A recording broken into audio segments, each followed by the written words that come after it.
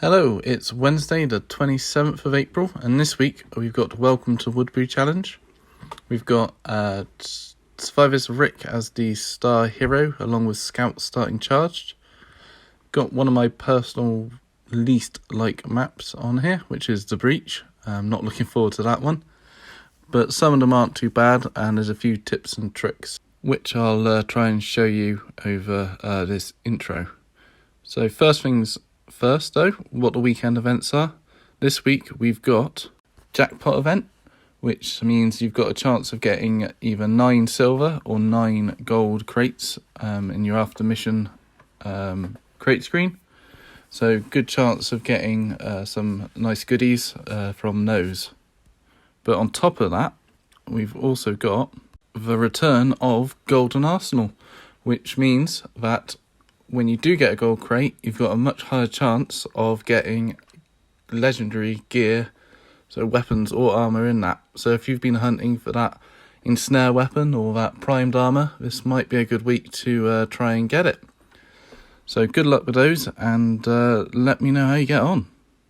We're also going to have discounted guild gifts, so you can treat your guild mates if you're feeling generous, and hopefully they'll be able to get some phones and some legendary stuff from there as well.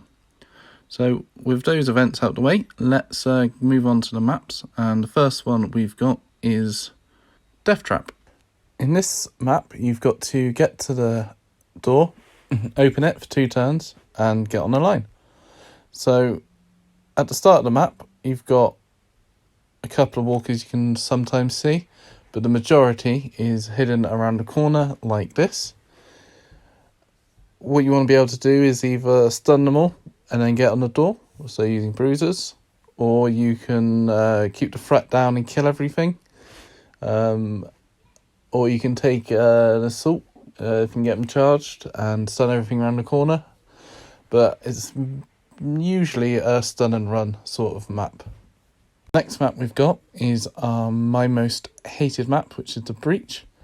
On this, your survivors start spread out, with the person in lead off on their own to the right hand side of the map, and the other 2 need to join up whilst killing all the walkers.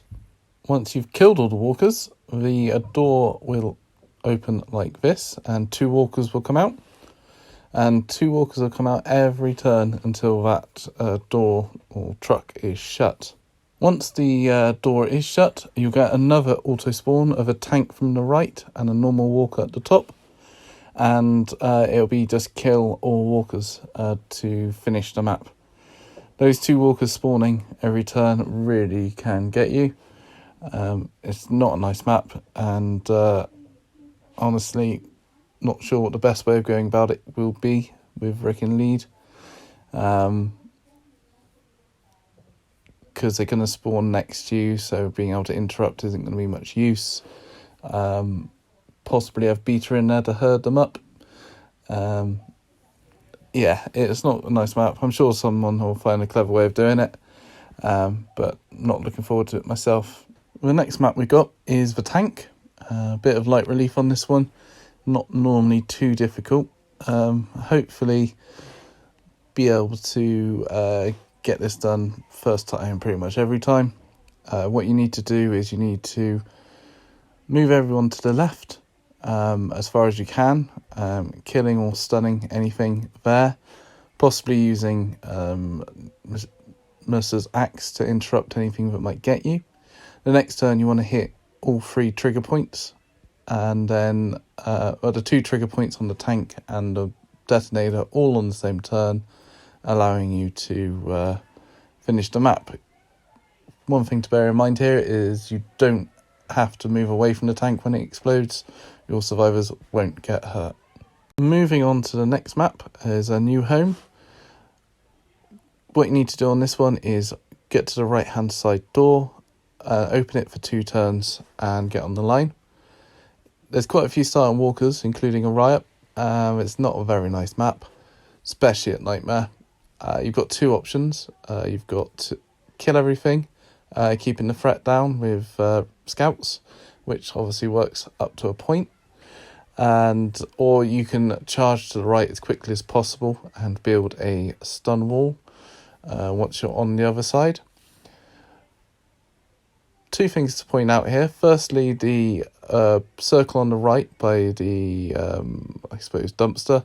It's flashing and you can move it, but you don't want to, because if you push it, yes, you block off that alleyway, but you'll start getting auto spawns on the right hand side below the line, which makes it a lot harder.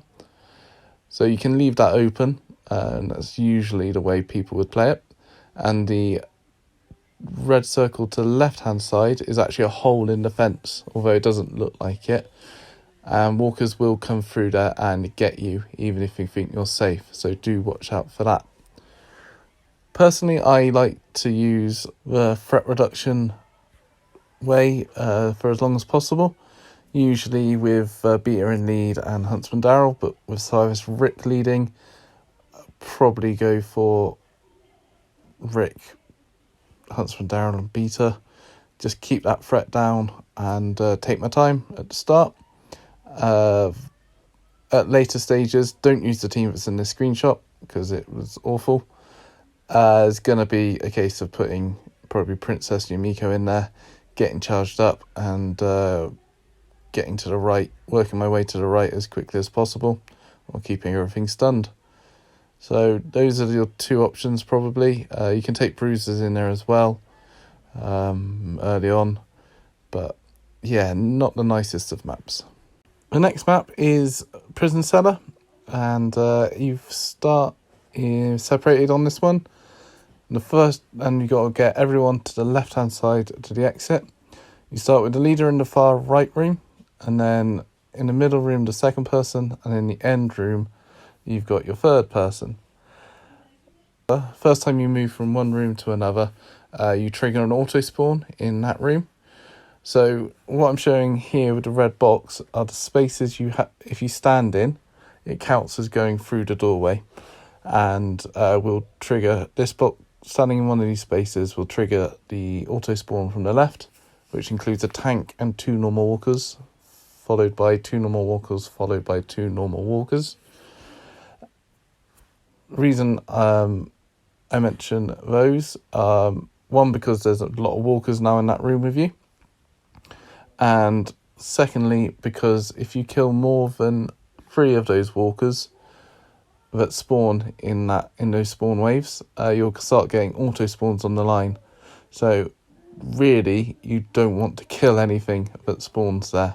When you move from the right hand side door to the left hand side, you get this spawn of 2 normal walkers, and then after a few turns you get auto spawns in that room from the bottom. Tactics you want to use here really are kill everything and then move through the doors. So everyone in their own room kills their own stuff, and then you make a run to the left-hand side, triggering the big spawn, get them all to come up to the top of the room, following your third positioned survivor. And when everyone's in the end room, you run down the bottom to the left and up into the exit. This tactic works with Beta in lead, because you can just keep everything herded until you've killed everything.